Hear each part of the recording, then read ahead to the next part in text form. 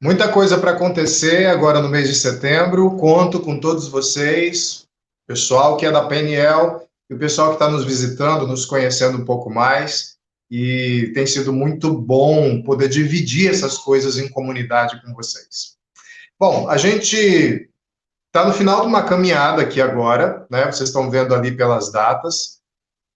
Hoje é o último dia dessa série, Cuide do Seu Mundo Interior. Nós passamos um mês conversando sobre o abalo sísmico que tem sido esse período da vida de muitas pessoas, da vida da maior parte das pessoas no planeta, que se soma a outros desafios que a gente tem visto por aí.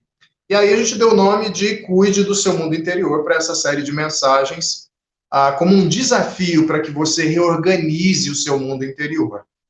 E colocando aqui para vocês, deixa eu só arrumar certinho a nossa imagem, nós temos hoje disciplina libertadora. Disciplina libertadora. O que será que é essa disciplina libertadora? Primeiro, um lembrete do que a gente tinha conversado até então. Nós falamos que o mundo externo tem colocado uma pressão enorme sobre a vida das pessoas. Alguns mais, outros menos, mas não dá para dizer que a sua vida é fácil. A vida de ninguém é fácil.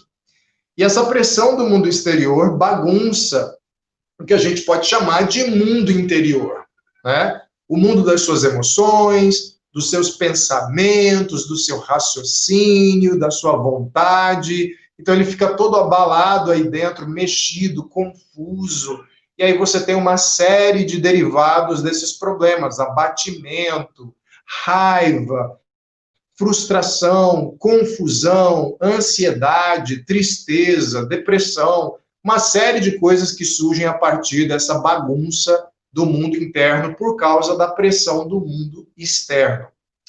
E aí a gente viu uma série de áreas que você pode cuidar debaixo do poder de Deus, te ajudando a conseguir conquistar um equilíbrio nessas coisas todas, nessas áreas todas que a gente colocou.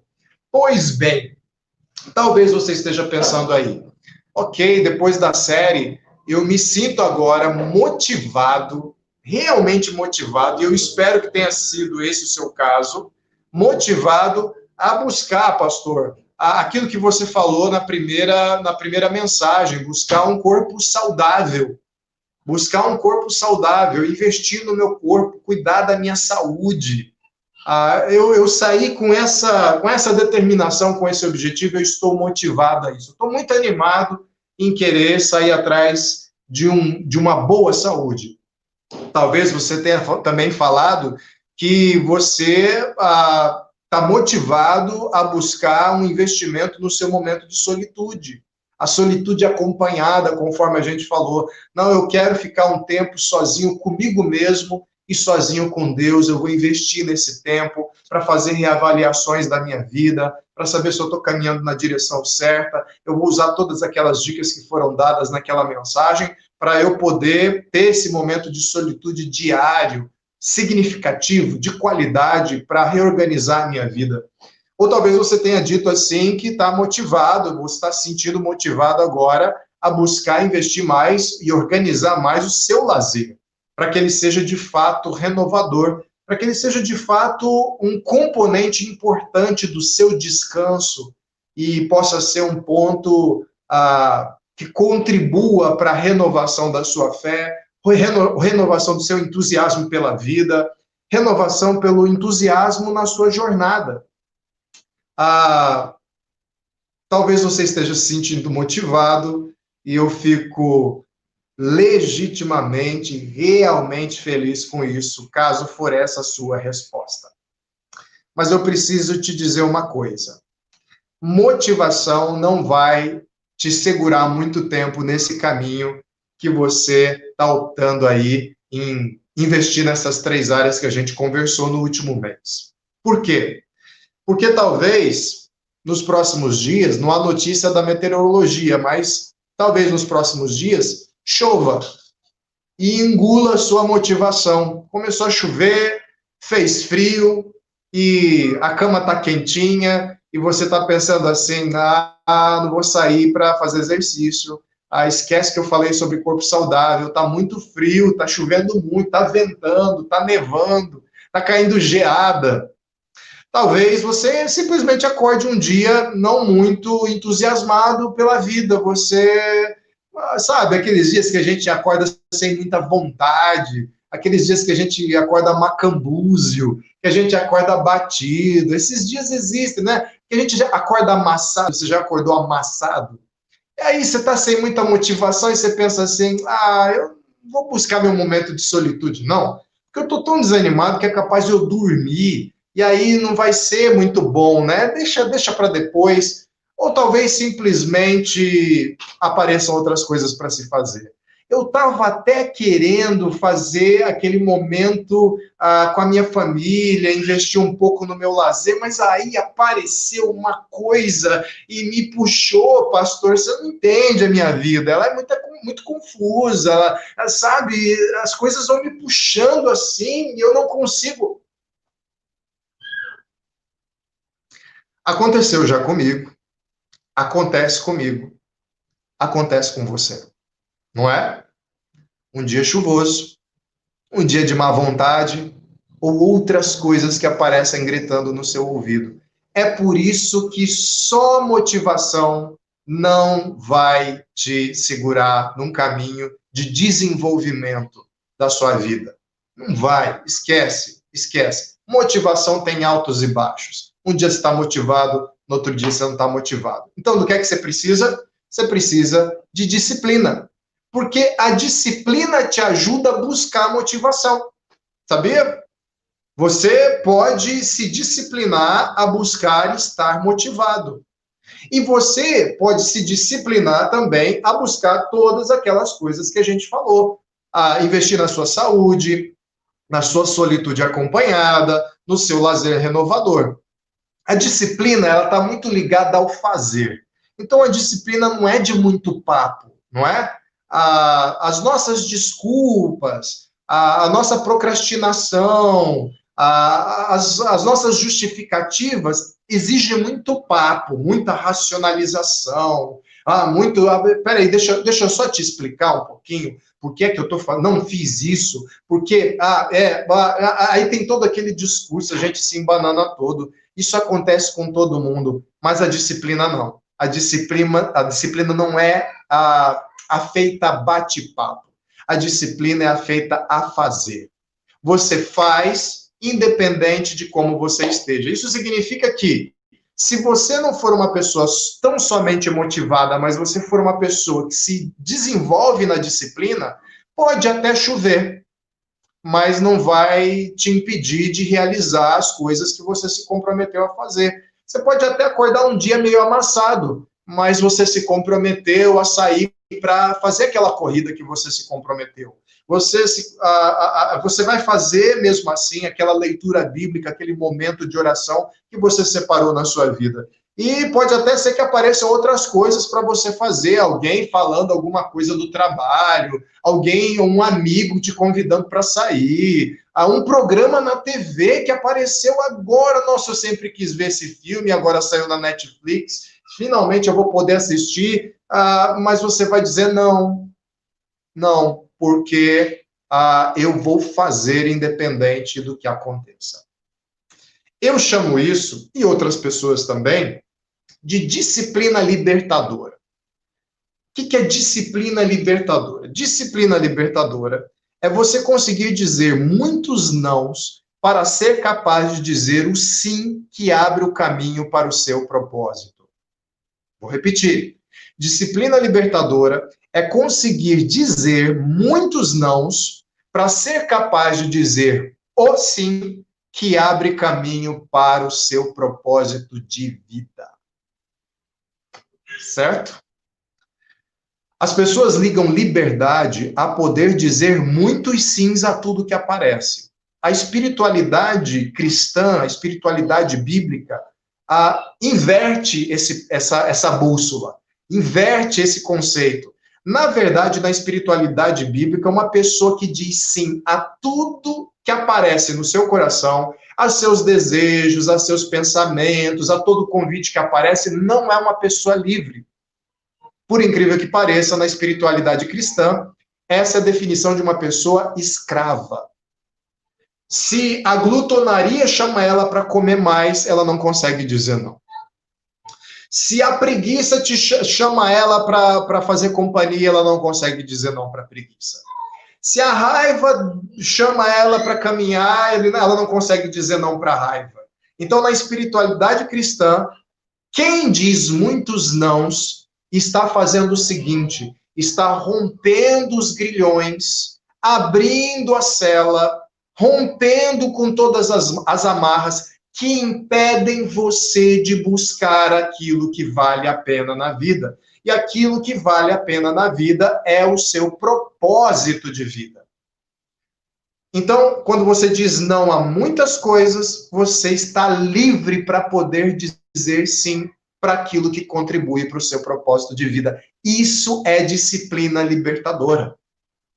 Então, se ter um corpo saudável é importante para você, faz parte, ele é um contribuidor para o seu propósito de vida, você vai dizer não para a Netflix, você vai dizer não para o amigo, você vai dizer não para a cama, você vai dizer não para aquela refeição fora de hora, e você vai dizer sim para sair para se exercitar.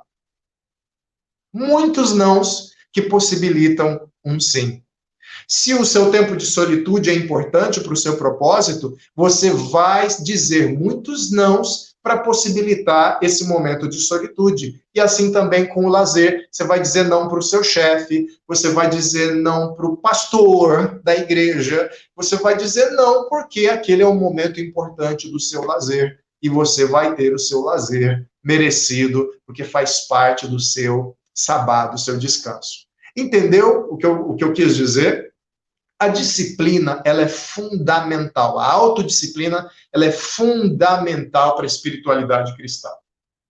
Me preocupa muito porque nas igrejas, normalmente, as pessoas falam coisas do tipo, eu vou esperar Deus me tocar, Deus é quem faz as coisas, isso soa muito espiritual. É verdade que Deus toca pessoas, e é verdade que a obra quem realiza é Deus, mas a resposta que ele pede ao que ele realiza é a sua ação.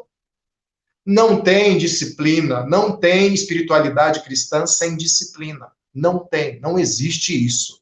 Não existe isso. A disciplina faz parte. Jesus era um cara disciplinado. Você acha que Jesus não tinha um corpo saudável? Olha o tanto que ele andou de cima para baixo lá na Palestina. Você acha que Jesus não tinha momento de solitude? Quando a gente vê num momento que Jesus estava cercado por uma multidão, não tinha tempo nem para comer, como diz em Mateus, por exemplo, há uma passagem que diz que a multidão era tão grande, estava exigindo tanto que os discípulos de Jesus não tinham tempo de comer. A gente precisa se lembrar que para cada passagem dessa, há uma outra que mostra Jesus levantando cedo, de madrugada, para ter um momento de solitude. Jesus não gosta de lazer, a gente falou na primeira mensagem, na mensagem sobre lazer, de que Deus participava de festas e de refeições com outras pessoas, a tal ponto que os seus detratores chamavam Jesus de beberrão e comilão. Para você ter uma fama de beberrão e comilão, significa que Jesus, volta e meia, era visto num evento social, volta e meia era visto comendo, volta e meia era visto se divertindo numa festa como foi em Caná da Galileia. Jesus era um cara disciplinado. Jesus era um cara disciplinado. Certo? Pois bem, só que aí você pensa o seguinte, eu não consigo ser disciplinado. Talvez porque você precisa primeiro conhecer o diagnóstico do que te faz não ser disciplinado e depois o antídoto que eu vou te mostrar através do livro de Hebreus. Para me ajudar no diagnóstico, eu vou convidar esse cara aqui, Tim Urban. Ele é escritor de um blog. Ele fez uma palestra no TED Talks que tem no YouTube, você vai encontrar essa palestra dublada e legendada, e o título da palestra era Por Dentro da Mente de um Mestre da Procrastinação. Por dentro da mente do mestre da procrastinação. E ele descreve como funciona a mente do procrastinador. Do cara que sabe que algumas coisas são importantes, quer quer fazer, mas chega na hora, ele não consegue. Ele arranja um monte de desculpas para fazer. Olha só que interessante. A palestra tem 15, 20 minutos. Eu só vou sintetizar um pouco do raciocínio dele. É muito divertida. Eu só vou apresentar a ideia, mas vale a pena você dar uma olhada. Eu só vou mudar aqui a proporção do slide para que você possa enxergar melhor. Ok. Então vamos lá. Ele vai dizer o seguinte: como é que funciona a mente de um procrastinador? A mente de um procrastinador tem os seguintes personagens. Primeiro, ele tem o tomador de decisões racional. Tomador de decisões racional, todo mundo tem na sua cabeça. É aquela voz que diz assim: você precisa acordar cedo para ter o seu momento de solitude. Olha, toma cuidado com essas refeições que você está tomando fora de hora, com essa montoeira de doce que você está comendo, com essa montoeira de gordura. Esse é o tomador de decisões racional. Só que o procrastinador tem um outro personagem. Esse outro personagem se chama macaco da gratificação instantânea. O tomador de decisões racional normalmente quer tomar decisões que levam tempo, que levam investimento, mas o macaco de gratificação instantânea não. Ele quer ter o prazer na hora. Então é aquela vozinha que diz: olha, para que esperar tanto para ter todo esse investimento? Você pode ter um momento de prazer neste exato momento. E aí o que acontece? Na hora que o tomador de decisões racional diz assim: eu vou cuidar da minha saúde, eu vou ter um momento de solitude, eu vou preservar o meu lazer de uma forma saudável, o macaco da gratificação instantânea pula no controle do navio. E toma aquela direção. E sabe o que ele faz? Você que estava indo numa direção certinha, planejada, fazendo o seu investimento, agendou bonitinho lá, você sai desabalado da carreira. Aquele videozinho no YouTube vira 2, vira 3, vira 4, você começa a ver todo tipo de meme. Quando você viu, você já passou por várias páginas no Facebook, já viu um monte de coisa no YouTube, e você está vendo, sei lá, um vídeo de receita da Ana Maria Braga, quando na verdade você tinha tomado um tempo para ler um versículo bíblico. É isso que acontece. Então o macaquinho está ali e está fazendo essa bagunça na sua vida. Isso porque o macaquinho da gratificação instantânea e o tomador de decisões racional, na verdade, eles convidam você para dois campos diferentes. Olha só, o macaco da gratificação instantânea sempre vai apontar para o que é fácil e divertido. A coisa do fácil e divertido é que o prazer vem rápido. Só que pouca coisa importante na vida é fácil e divertido. Já o tomador de decisões racional, ele normalmente aponta para aquilo que faz sentido. Faz sentido para o quê? Para você alcançar o seu propósito. O propósito da sua vida, o propósito que vale a pena, seus alvos, seus objetivos. Algumas vezes, os dois até que casam bem. Por exemplo, você deveria tirar uma soneca para descansar e refazer suas energias. O macaco da gratificação instantânea vai comemorar, bem como o tomador de decisões racional também, porque a gente precisa dormir. Você precisa comer bem. Você está com fome, vá comer.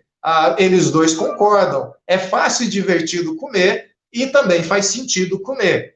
Só que boa parte do tempo, o que o macaco da gratificação instantânea vai fazer? Ele vai tirar a sua atenção daquilo que é importante na vida e vai te trazer até um lugar obscuro chamado parquinho obscuro.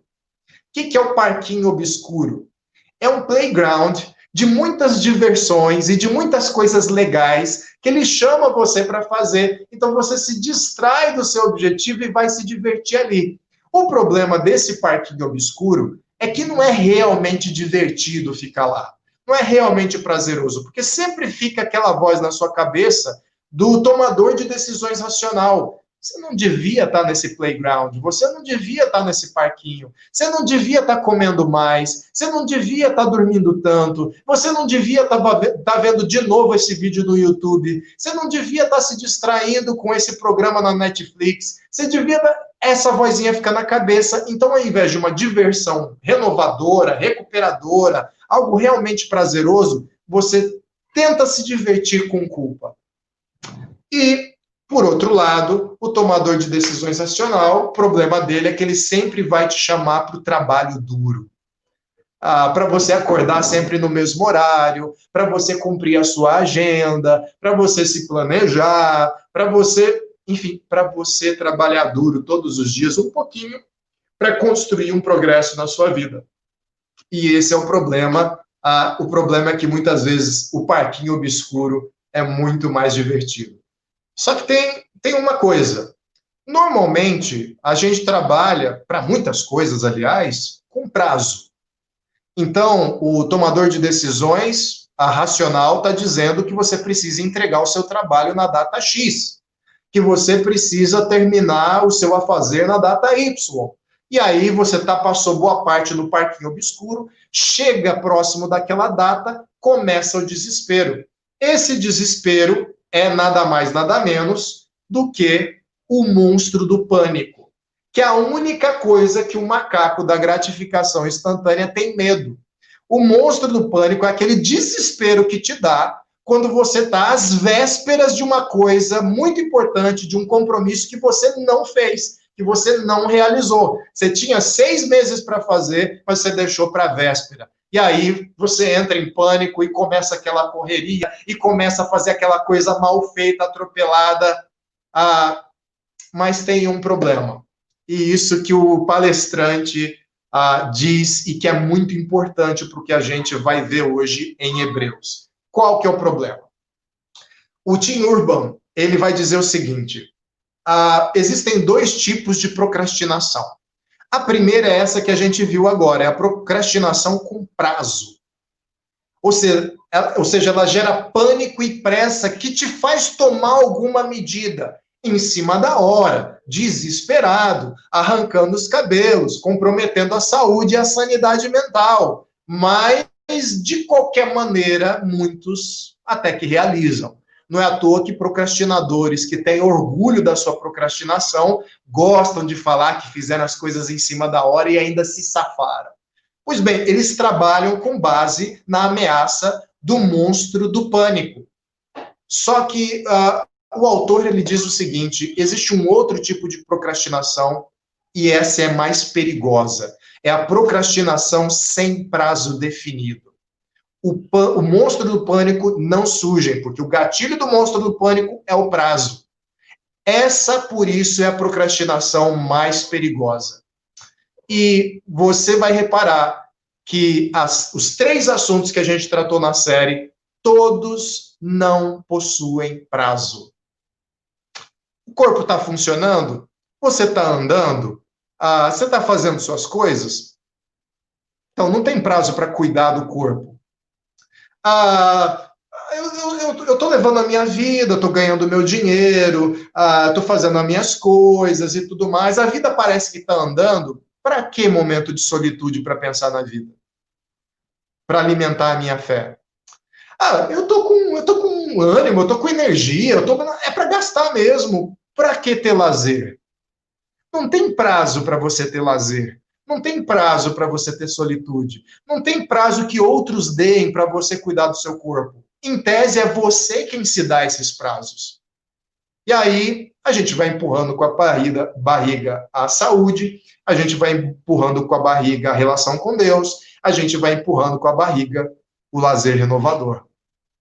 Até que seja muito difícil você reverter os danos que você vai causar em você mesmo. E é sobre essa procrastinação que eu queria colocar um antídoto em Hebreus. Deixa eu só voltar aqui para outra formação, para vocês me verem melhor, ok? Hebreus capítulo 12, versículo 1 em diante, é o que nós vamos ver. A gente vai ver até o versículo 4. Nós vamos ver nesse momento, para falar sobre essa disciplina libertadora. A disciplina que vai te fazer buscar ter um corpo saudável, buscar você ter o seu momento de solitude, o seu lazer renovador. Ok? Hebreus 12:1 é a continuação de Hebreus 11, onde o autor está falando sobre os heróis da fé. gente que completou grandes objetivos, alcançou grandes feitos. E aí, a partir dessas referências todas, ele vai falar para as pessoas para quem ele está escrevendo, o autor de Hebreus. E você pode se colocar no lugar dessas pessoas como alvo dessa carta, como alvo dessa epístola. Então, ele está dizendo assim, continuando o assunto: portanto, diante de também nós, uma vez que estamos rodeados por tão grande nuvem de testemunhas, livremo-nos de tudo o que nos atrapalha e do pecado que nos envolve, e corramos com perseverança a corrida que nos é proposta. Então, estão reparando aí acerca da disciplina? Não e sim, conseguiram perceber? A gente vai ver com mais detalhes daqui a pouco. Versículo 2: tendo os olhos fitos em Jesus, autor e consumador da nossa fé. Ele, pela alegria que lhe fora proposta, suportou a cruz, desprezando a vergonha, e assentou-se à direita do trono de Deus. Ó, que maravilha. Você vai reparar algumas coisas acerca desses dois versículos. O autor de Hebreus sabe que o mundo externo está fazendo uma pressão enorme para as pessoas para quem ele está escrevendo. E que a chance deles se desviarem do caminho é imensa diante de tamanha pressão. Mas é engraçado, o autor de Hebreus não fala assim: olha, espera aí, porque Jesus vai voltar uma hora, então fica aí numa boa, tranquilinho, vai tocando a sua vida, só volta a pensar no assunto quando a morte chegar. Ou quando você vê uma luz no céu assim, que parece que Jesus está chegando, aí você começa a prestar atenção. Não. O clamor do autor de Hebreus é justamente por disciplina. Por você ter esforço, por você ir atrás. É engraçado isso, que ele não cai na espiritualidade vazia de vou esperar alguma coisa acontecer. Ele chama os leitores da sua epístola para a ação. Não vai esperar, não. Vocês têm uma missão adiante de vocês. Vocês têm uma corrida proposta. Mas vamos parte a parte. Eu tenho 5 dicas para cada um de vocês essa noite sobre a disciplina libertadora. Vamos lá? A primeira coisa, você quer ter uma disciplina libertadora, tenha as referências certas. É muito difícil você ter disciplina sem você ter referências. Quais são as suas referências de vida? Você tem boas referências na sua vida? Você vai ver que o texto vai falar sobre referências a serem imitadas, porque ele diz assim: portanto, também nós. Ou seja, nós não estamos conversando sobre fofoca do mundo dos famosos, sobre a história de gente relevante como uma curiosidade. Nós estamos falando de exemplos a serem imitados, grandes inspirações para a nossa vida. Também nós, as nossas referências têm que ser modelos para nós, referência para nós, dentro do objetivo, dentro do propósito que a gente tem para as nossas vidas. Mas ele vai dizer mais sobre referência. Ele vai falar o seguinte: tenha mais de uma referência na sua vida. Você vê que ele diz sobre estarem rodeados por uma nuvem de testemunhas. Rodeados, ou seja, para onde você olha para cima, você tem referências, você olha para o lado, você tem referências, você olha para baixo, você tem referências, e é uma nuvem, são inúmeras referências. Me escute bem, você nunca vai ter uma pessoa, nem seu pastor, nem o guru da internet, nem teólogo, nem um velho da montanha que aparece com toda a sabedoria, que seja referência máxima em todas as áreas da vida. Esse ser não existe. Se você está esperando surgir um homem ou uma mulher sentado no topo de uma montanha que tem todas as respostas para a sua vida, esse homem e essa mulher podem ser chamados de deuses. Mas eles não existem. Deus só tem um. E a encarnação dele a gente só conhece como Jesus Cristo. Então você precisa ter várias referências. Por quê? Porque cada referência vai apontar para excelência numa área, vai dizer alguma coisa com a sua história. Talvez você tenha referências na vida sobre casamento. Eu tenho dito para o pessoal que a nossa comunidade tem vários casais com 20, 30 anos de casamento e bem casados. Eles não se odeiam, eles não estão querendo degolar um ao outro. Você quer ter uma boa referência de casamento de 30 anos? Não vai ouvir o cara que se divorciou 5 vezes, desculpa. Desculpa o cara, o homem ou a mulher que quer dar conselhos sobre casamento, tanto divorciado e recasado inúmeras vezes. Você não vai pedir conselho para Gretchen, com o perdão da referência. Gretchen é uma artista que é conhecida por ter casado assim dezenas e dezenas de vezes. Eu não sei nem qual é a conta do casamento que ela... Eu não vou pedir sobre conselho sobre sucesso no casamento para ela. Eu vou ver as referências nessa área. Eu quero conhecer mais a Bíblia. Eu vou ver as referências sobre conhecer mais a Bíblia. Eu quero a referência nos nossos assuntos, eu quero a referência em alguém que cuida bem do corpo e coloca ele a serviço de um propósito. Eu vou pegar essas referências. Eu quero a referência de alguém que é excelente no seu momento de solitude. É alguém que tem conseguido ter encontros com Deus, tem mantido seus momentos de oração. Eu quero saber o que essa pessoa tem a dizer. Eu quero a referência de alguém que tem conseguido manter os seus momentos de lazer. Alguém que não tem bolsa e veia bolsa debaixo dos olhos o tempo todo e veia saltando de estresse o tempo todo. Eu quero aprender a descansar com esse cara. Como é que esse cara faz para confiar, para deixar os seus problemas de lado por um momento e se refazer? Eu quero ver com esse cara. Eu não vou aprender com um workaholic que não sabe falar de outra coisa a não ser trabalho. Quais são as suas referências? Quais são as referências da onde você quer chegar? Quais são as suas referências nesses 3 temas que a gente tem estudado? Mas fala mais, referências que te ajudem em seu propósito. Rodeados por uma nuvem de testemunhas. Testemunha alguém que tem algo a dizer. É alguém que tem algo a dizer. E você vai ver uma coisa.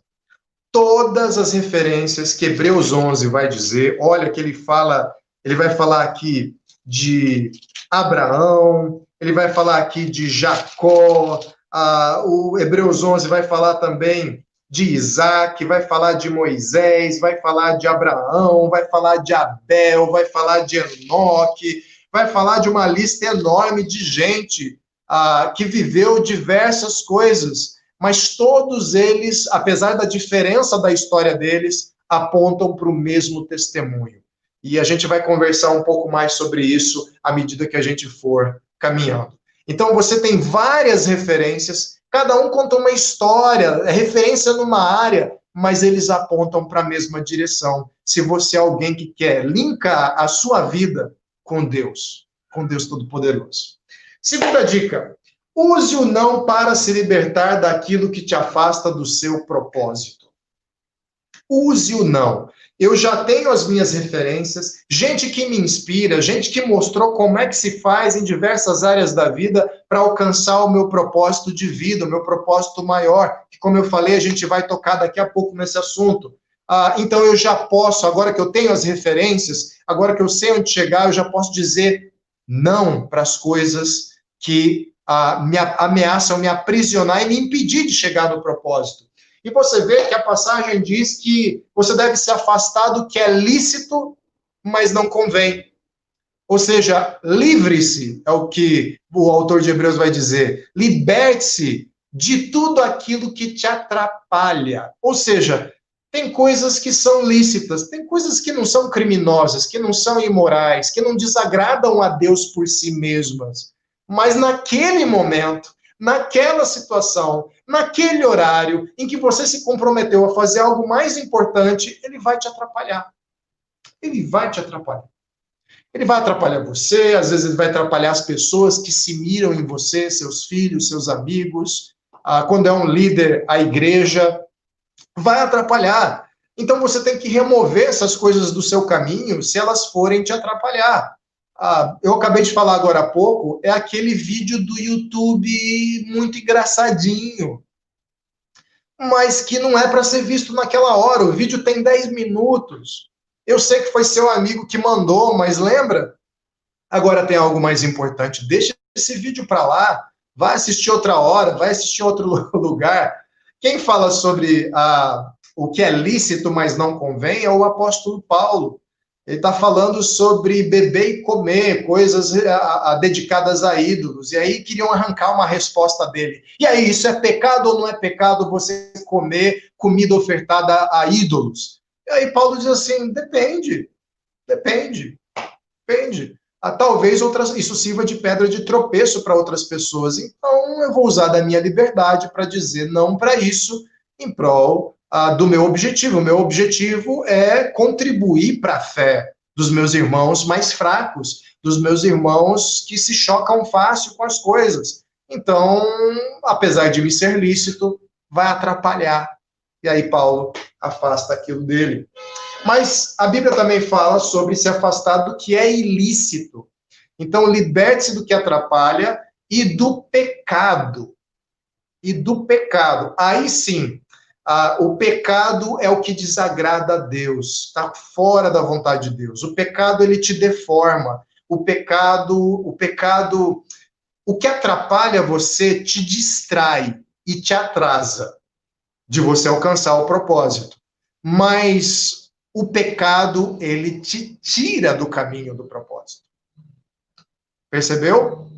O que te atrapalha te distrai e te atrasa.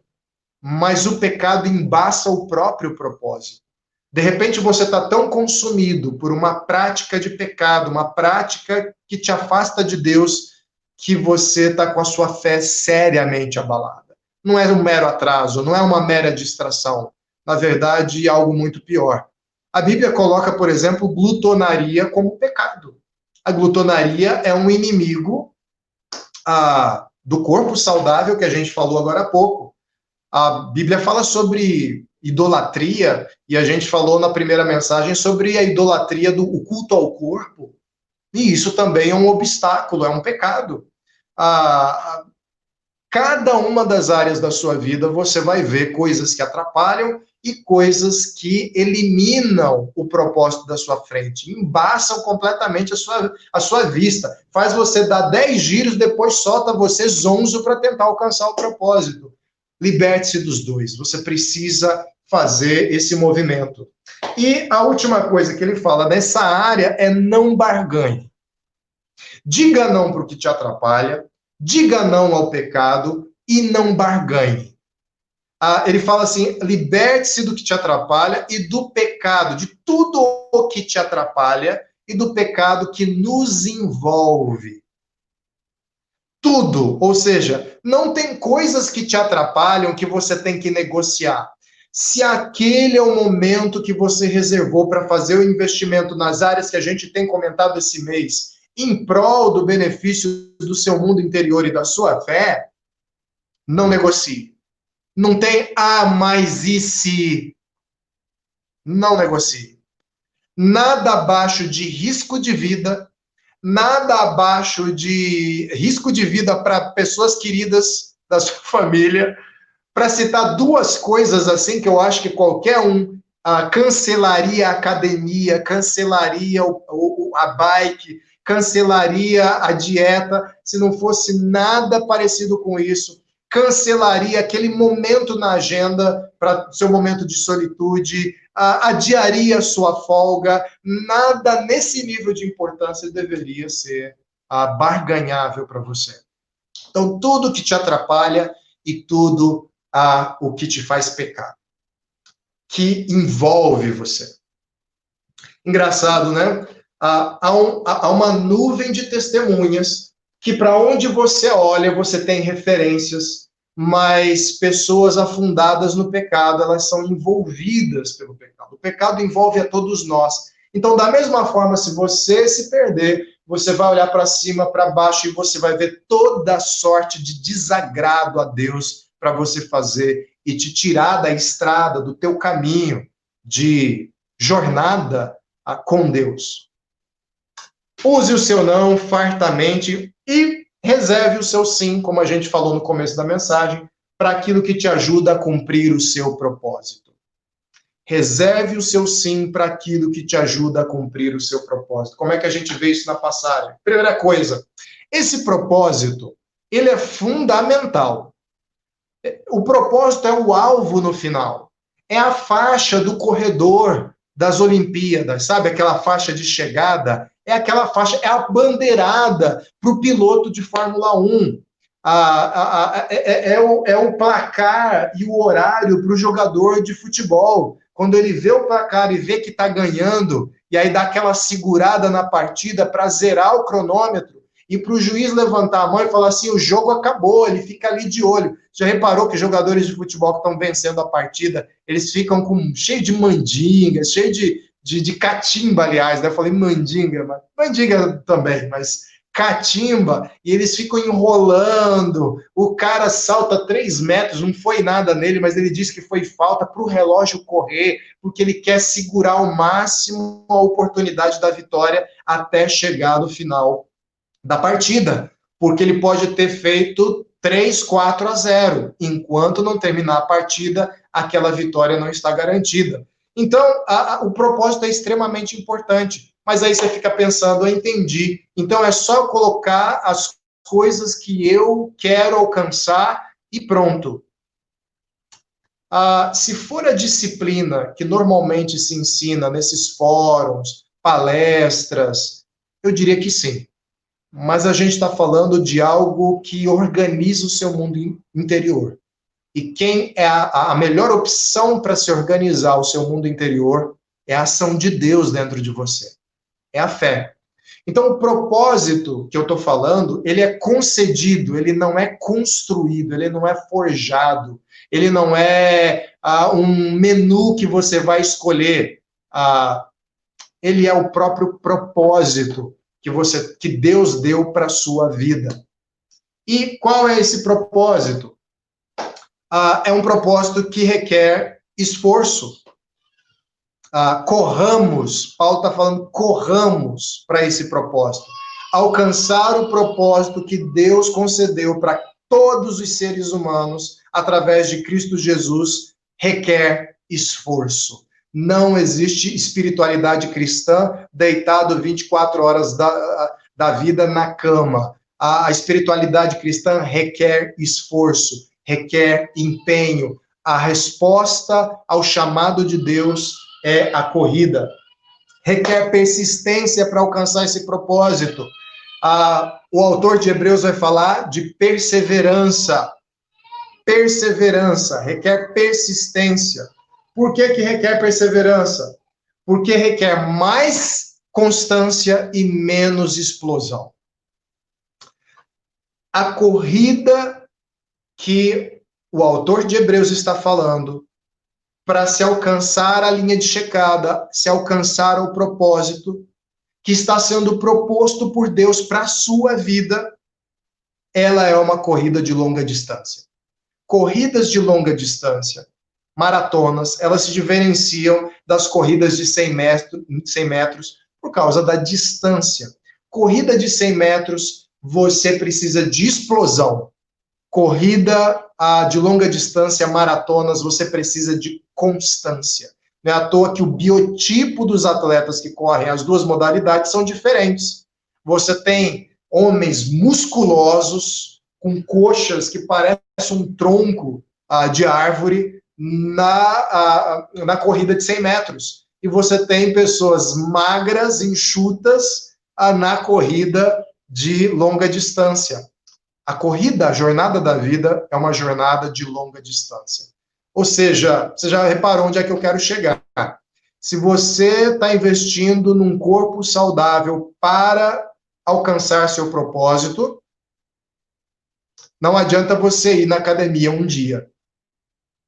Isso seria a explosão, mas não constância. Mas quando você exercita um pouquinho a cada dia, até chegar ali alguns meses ou um ano, você vai ver claramente um desenvolvimento na sua vida. Solitude, a mesma coisa. Solitude, hoje eu consegui separar um tempo para ficar na presença de Deus, eu e Deus. Ok, hoje, e aí amanhã você já não faz mais. É preciso uma constância desse exercício na sua vida. A mesma coisa do lazer. Você não tem uma constância. Eu trabalhei 10 anos sem férias, mas agora eu vou tirar um final de semana para eu descansar. Mas esse final de semana não vai te descansar. Você precisa ter com regularidade, semear o descanso na sua vida. Está entendendo o que eu estou dizendo? Constância e menos explosão. Isso requer esforço, isso requer persistência. Constância. Eu posso até estar correndo na mesma velocidade, mas eu me mantenho na toada até chegar no final da minha vida, e isso vai construindo a minha jornada e todos os benefícios que eu tenho nela até o final da minha vida. Mas tudo isso que eu estou falando é para te dizer uma coisa. Esse propósito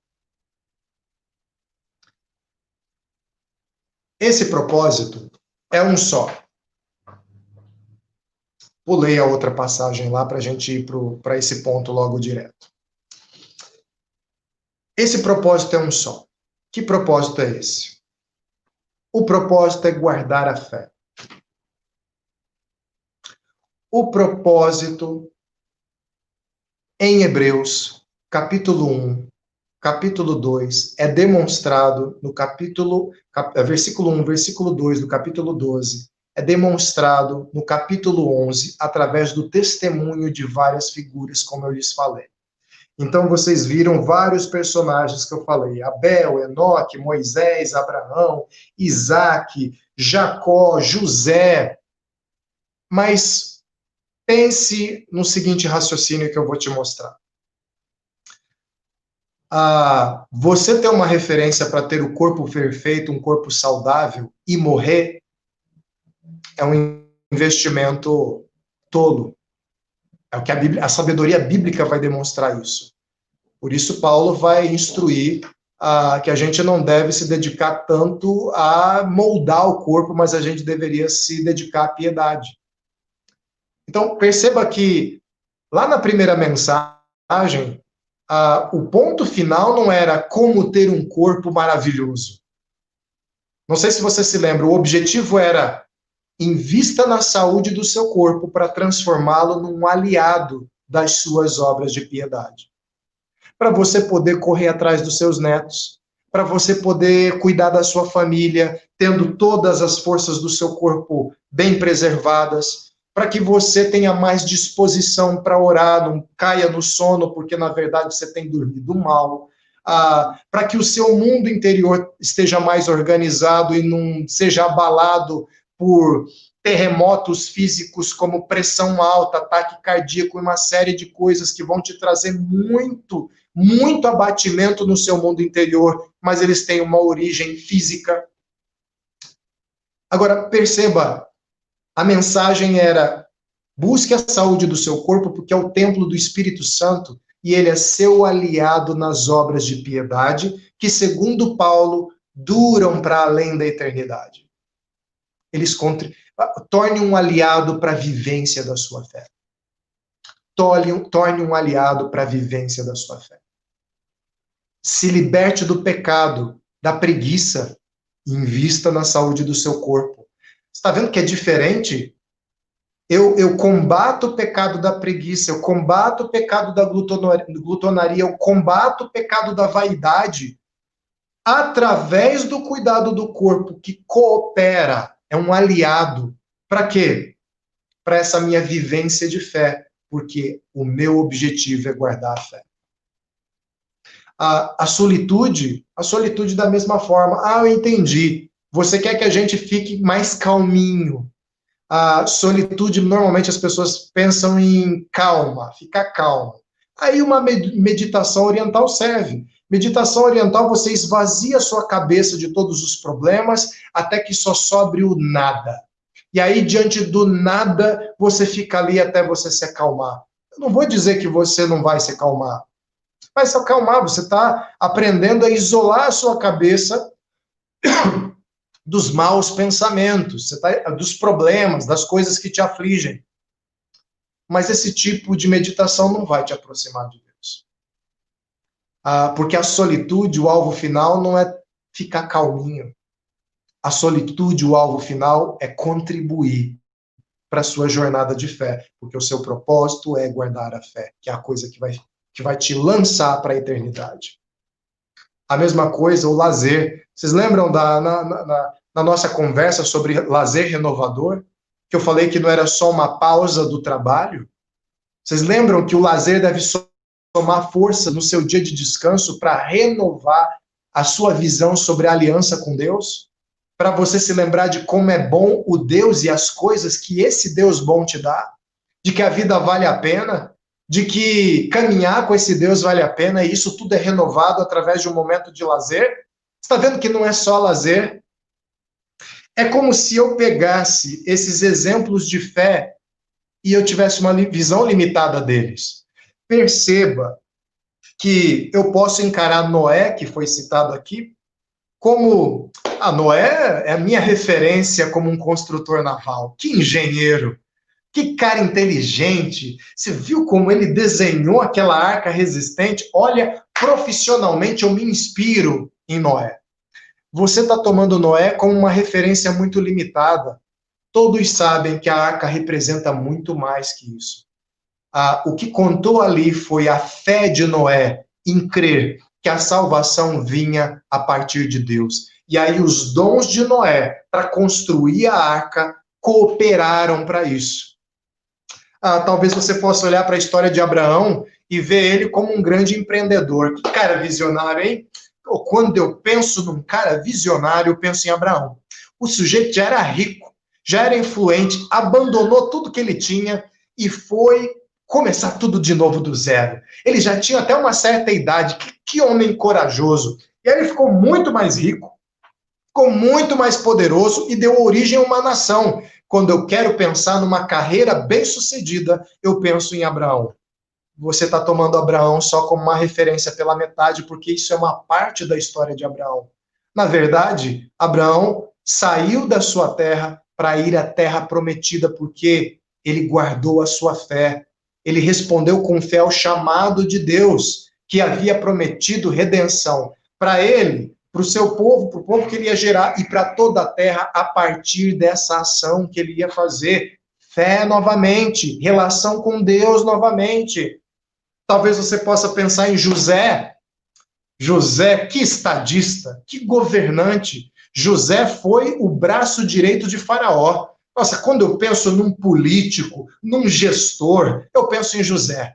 Olha, tem cada sacada na história de José que eu posso utilizar na minha vida. Você está vendo uma referência pela metade. José não é meramente um político bem-sucedido.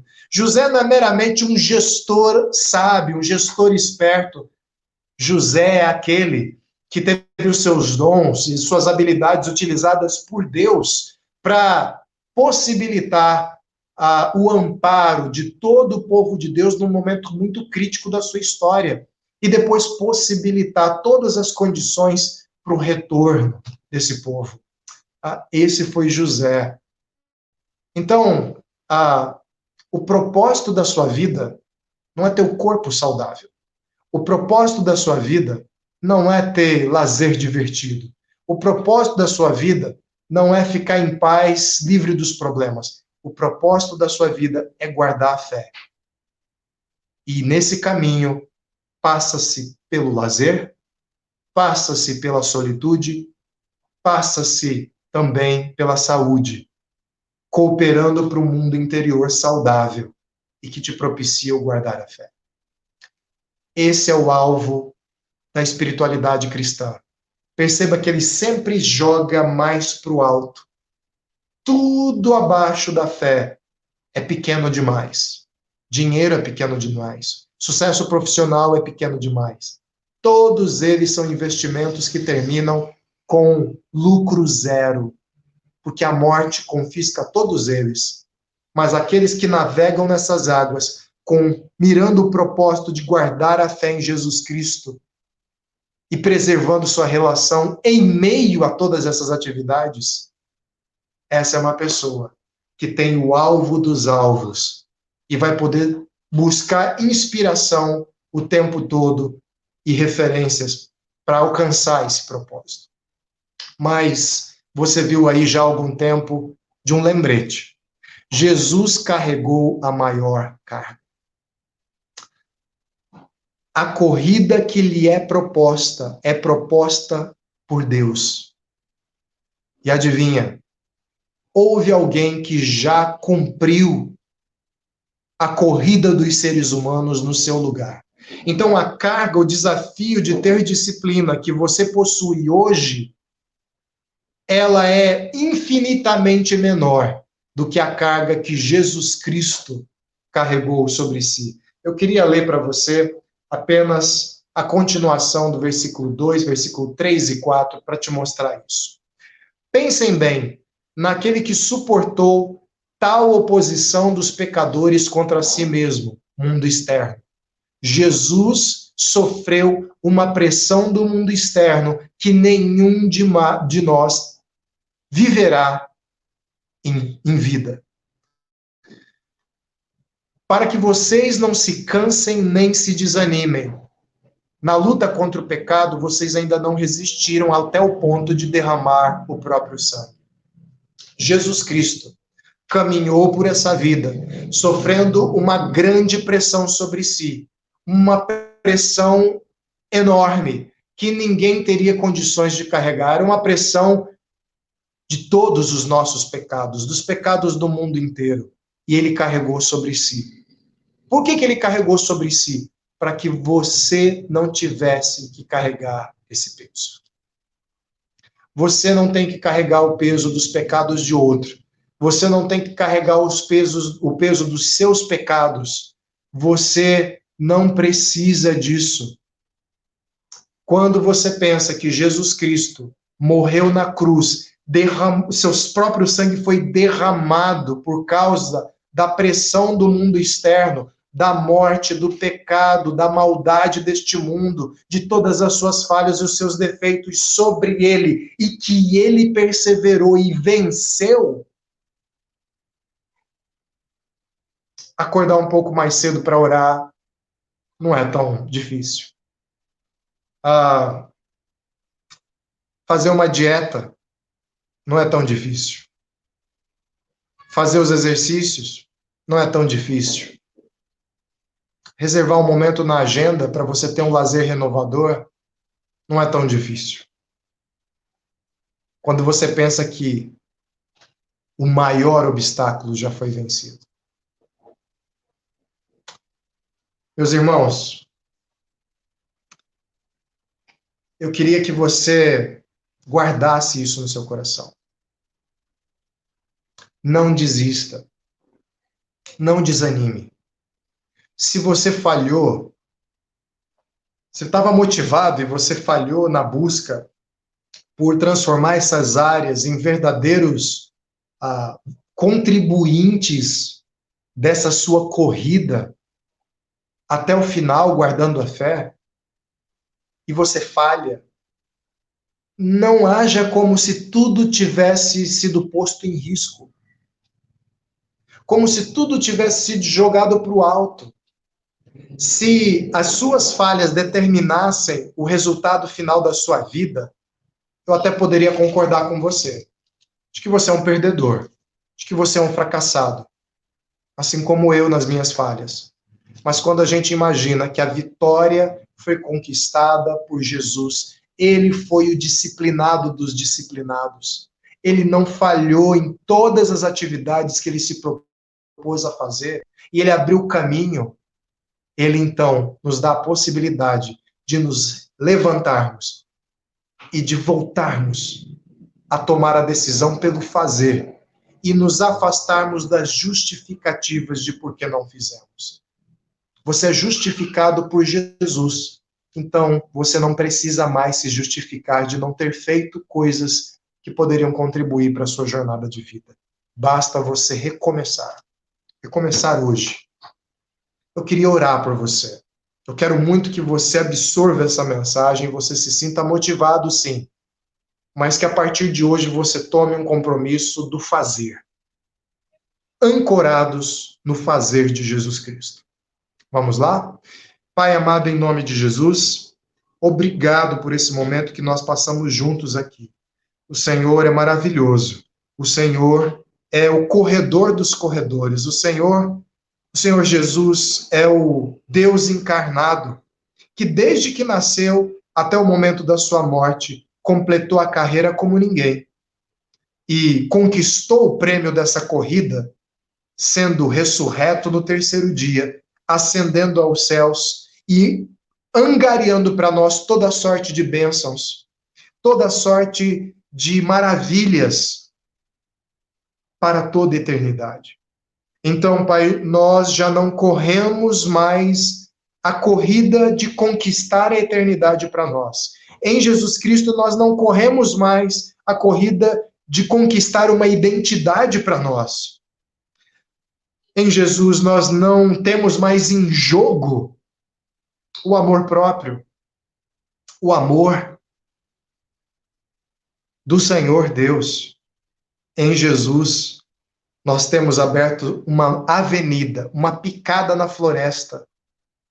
Alguém que foi na nossa frente é a referência máxima e que é espelhado por uma série de histórias de pessoas que chegaram até o final, mantendo o foco em Jesus Cristo. Obrigado, Pai, por essa palavra. Anima os meus irmãos, não deixem que eles desistam, que eles perseverem e que eles sejam livres na disciplina possibilitada pela disciplina de Jesus. Em nome de Cristo, amém. E que o amor do Pai, a graça de Jesus Cristo Filho e as consolações do Espírito Santo estejam com vocês. Amém, amém e amém. Deus abençoe cada um de vocês. Muito bom passar esse tempo com vocês de adoração. E não se esqueçam, nós temos quarta-feira encontro de oração. Domingo que vem a gente começa a série nova. Vocês vão receber nas nossas redes o PNL Informa, o teaser da nova série que você pode compartilhar com outras pessoas. Acompanhe a gente, continuem perseverantes juntos nesse momento de conhecimento e adoração a Deus, tá bom? Agradeço a cada um aqui que está comigo nessa jornada, em nome de Jesus. Grande abraço para vocês e até breve.